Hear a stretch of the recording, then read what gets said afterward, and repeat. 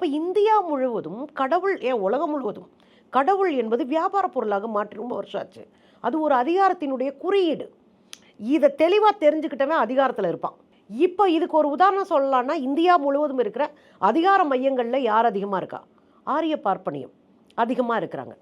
எல்லா முக்கியமான பொறுப்புகளும் இந்தியாவில் இருக்கிற பார்லிமெண்ட்டில் 60% அமைச்சர்கள் பார்ப்பனர்களாக இருக்கிறாங்க. ஸோ இந்த சிஸ்டம் தான் அவங்கள அப்படி உட்கார வச்சிருக்கு, அவங்களுக்கான இடத்த ஸ்ட்ராங் ஆக்கியிருக்கு. அப்போ இந்த சிஸ்டத்துக்குள்ளே என்ன இருக்கும் அப்படின்னா, பெண்களை பாலியலாக சுரண்டுவான். பெண்களை அடுத்த தலைமுறைக்கு இந்த மதம், வழிபாடு, சடங்குகள், மூட நம்பிக்கைகள் எல்லாத்தையும் பரப்புகிற ஒரு டூலாக, ஒரு கருவியாக பயன்படுத்துவான். இது ஒரு சிஸ்டம். அப்புறம் இந்த அதிகார மையத்தில் இருக்கிறவன் கடவுளுக்கு நிகராக மதிக்கப்படுவான். ஒரு கற்பிதத்தை செய்வோம். எவனுமே கடவுளே கற்பனை தான். கடவுளே நம்ம கண்டுபிடிச்சால் தான். அந்த கடவுளுக்கான நிகரான ஒரு ஆளுமை உடையவனாக இவனை கொண்டு வந்து சாமின்னு சொல்கிற விஷயம்லாம் அப்போ தான் இருக்கும்.